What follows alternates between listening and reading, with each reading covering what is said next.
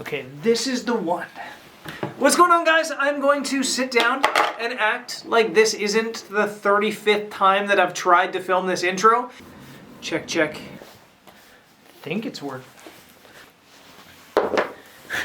Anyways, it is really late or early in the morning, depending on the way you look at it. It's 2 in the morning, and it's 2 in the morning because, well, that's how time works. But I guess it's the reason I'm filming at 2 in the morning is because I've switched on to the night shift. Because sunset and sunrise are so close together, it just makes sense to do it. And also because I'm so excited to be, excited again. I felt like I was in such a funk with photography. And you'll see, coming up over the next couple weeks, there's going to be a ton of videos because I'm super stoked about photography again and getting out and shooting photos out in the wild. I'm stoked. I'm also stoked because I sold my NFT. And I want to talk about that on today's video. So that's what this video at 2 in the morning is about. But first, this video is sponsored by Squarespace.com. Squarespace is an awesome place for photographers, or anyone really, to build a professional looking website really quickly. There are a lot of community driven aspects that go beyond building the website as well. For example, you can make a gated community area to both earn revenue and connect with your audience. And if you're looking to streamline your photography business, there are loads of options to integrate third-party e-commerce programs, which allow you to take payments, manage inventory, promote products, and even streamline your bookkeeping and accounting. Of course, all of this is a bonus beyond the beautiful and easy-to-use Squarespace website templates they're known for. So, head to squarespace.com/BrendanVanson for a 10% discount on your first purchase. Okay, so my NFT sold. I'm really excited about it, and I kind of just want to talk about that today. I have no structure. It's 2 in the morning. My brain's a little bit fuzzy, but I feel like there's some things I kind of want to discuss about it. How it happened, I posted it onto Foundation. Couple days later, I think it was maybe even a week, somebody put a bid on it. As soon as somebody puts a bid on your NFT, on Foundation, it triggers an auction. So as soon as a bid goes in, an auction starts, and then people have 24 hours to bid, and then the highest bidder wins the image. The bid was for 0.16 Ethereum, which is about $330, I believe. And that isn't a huge amount, but I feel like art in general, well, first of all, I don't understand art and art value. I really don't. I never will. And I kind of want to talk about that in this video. But I do feel like with art value, you can't just go, my stuff is worth $100,000. Because if you don't establish that value first, it's not worth $100,000 unless somebody buys it. You know what I mean? I think you need to establish that value. So my first image, I wanted to have like a low reserve price. And then every time I put another NFT in, I'm going to up the reserve price. So I actually have a second NFT on the system now on Foundation. There'll probably be a link in the description of this video to it. And the reserve price is slightly higher than the last time. And if I sell that one, then the next one will be higher and higher and higher. In total, I got charged $18 in gas fees to post my image onto Foundation. So I made like $300, and I'm pretty stoked about it. And I know a lot of you guys don't really understand NFTs and how to make money and why people would even buy things off of it, or why anybody would buy things, and I still struggle with that myself, but it's $300. And if somebody came to me and said, Brendan, can you give me an encrypted version of your photo that's like an original of your art that I can have only for my usage and only my digital use, that I can display digitally, personally, for $300, can you do that? You can still have all the other rights to everything else on that photo. You can still sell it in stock. You can still print it for people. You can still do all these things. Would you do it? And I'd be like, yeah, I'll take your $300. So even if you don't understand NFTs, I don't see the harm in trying. I don't understand the value of most art. When I go into most galleries and I see the art on the wall, I see the photos and I think, they're just bad photos that they've turned black and white. I really don't understand the value. But if they were my photos and I had them up in a gallery and people were paying me thousands of dollars, even if I didn't truly feel the value, I'm going to take your money. And that's kind of how I feel about NFT art right now. One, I like that we can create a digital original of our artwork. I think that's something that's been missing. But like most art, I won't collect it because I don't maybe appreciate the value the way some people do. Some people really get geeked up about having art on their wall that are originals, that are from certain artists that I don't. I'd much rather have a photo of my rabbit on the wall than a beautiful piece of art. And that's just because I want to have a personal connection to the things that are on my walls. So I'm not really an understander of the collector side of things, but I don't think it matters. I don't think you have to understand NFTs from a collector side of things to sell them. Your job is not to understand their point of view, it's to sell them stuff. Your goal isn't to tell them what to do with it, it's to make money. And I think that there is a lot of money to be made in NFTs because there's so few people doing it and doing it right. And I think it's really hard for us to get over the understanding or the attempt to understand the value of art. And it's not something new. It's something that's just been constant, I'm sure, throughout history.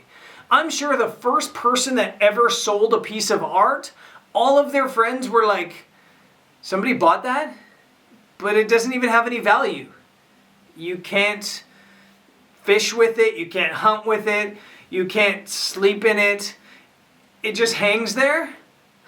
Like even the original art, like, you know, pyroglyphs and whatever the other glyphs are called, I believe they had some sort of purpose, storytelling, or maybe maps, or things like that. True art for beauty is something that's a privilege. I think we kind of have to get over the fact that there are people that want to appreciate that. The world has so much more wealth now than it's ever had. And it's not our job as people that are trying to make money to understand people that want to spend their money. And that's not me talking down to collectors. That's me saying thank you to collectors for using their wealth to help propel artists. One of the things we get sidetracked about, and I'm getting sidetracked about in this video, as photographers, is trying to understand the collector side of things. It doesn't matter. If people pay you money and it doesn't infringe on your rights, you should do it. Now, talking about selling my NFT, it's been a really interesting process selling the NFT because, first of all, I didn't expect to sell it. I just kind of put it out there, thought nobody's going to buy it. While it was online, I really spent a lot of time looking at the other artists on Foundation and following some NFT artists on Twitter and just trying to understand their mindset and trying to see how they're selling things.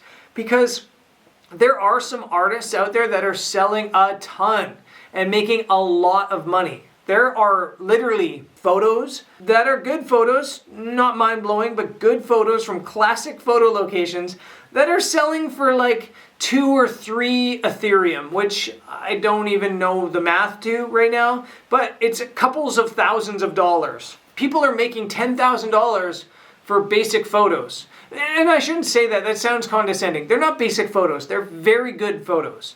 But they are photos that have been done before. And they are photos that, you know, you can make. And they're making tens of thousands of dollars. Meanwhile, people like us are sitting at home going, I don't really understand NFTs, so I'd rather just not make $10,000. But what I've learned from a sales standpoint is if you're actually gonna sell NFTs, you have to immerse yourself in the community. You know, it's like early days of Instagram. The people that grew huge followings on Instagram when Instagram was starting, they weren't the best photographers. They quite often weren't even good photographers. They were the ones that were willing to immerse themselves in the community. They were doing meetups, they were hosting events, they were doing collaborations. They immersed themselves in that community. And that community aspect is something that helped me grow. Not necessarily on Instagram, but in my career in general. If I didn't immerse myself into the YouTube community by, hanging out with and commenting and meeting other YouTubers, I would have never grown this channel to where it is. And without immersing myself in the travel writing community back in my early days, I don't think I ever would have gotten some of the leads I got in selling my travel writing. And if you look at the NFT community, it's a tight-knit thing, and they all help each other, support each other, and help each other grow. It's a really powerful thing, community. And no matter how you're trying to make money or no matter how you're trying to do a business, that community aspect is so important. And it goes beyond photography. Upstairs we have a coffee shop, and the coffee shop community is incredible. It's coffee shops in Lisbon, in Slovakia, in London, in Adelaide that are all like helping each other out where they can, even if it's by sharing and resharing, whether it's giving each other ideas, whether it's inspiration, whether it's, doing coffee bean exchanges. It's an incredible thing, community, because community creates an environment where everybody can succeed. And sure, some people are going to succeed more than others, but without that community, you're not going to go anywhere. I don't think that there's anywhere more true to that than this NFT world. If you have some sort of celebrity, you can probably sell an NFT. If you have the world's greatest art, you might be able to sell an NFT. If you don't fall into one of those two categories, you need to join the community and you need to, you need to use that community and contribute to it. And I think that goes for any social media. So many people use social media as like a megaphone to just shout out like I'm shouting at you guys. But social media should be used as a conversation. It should be used as a support group. It should be used as a way to help each other achieve. It should be a way for mutual success. And I can see that happening right now in the NFT space, and that's what's inspiring me to keep doing it. So I want to encourage you guys to get into the NFT space. I was super reluctant, but I think you should do it. But only if you go all in. If you don't go all in, you're wasting your time. If you're willing to go all in, and you are willing to spend some time at it and work at it, you're going to make some money. Even if it starts with just $300 like I made last week. Yeah, lots of exciting stuff happening. I'm starting the night shift now because I'm excited again about photography and travel, and a bunch of videos coming out with a lot of astrophotography because I'm scouting this week for an upcoming photography trip that I'm doing with Alan Wallace here in Portugal. And if you can join us, there's still 2 spots left on that astrophotography workshop here in Portugal. It's not just an astro workshop. We're doing sunset, astro, then sunrise over like a 10-hour period. There's going to be so many photos taken and so much fun.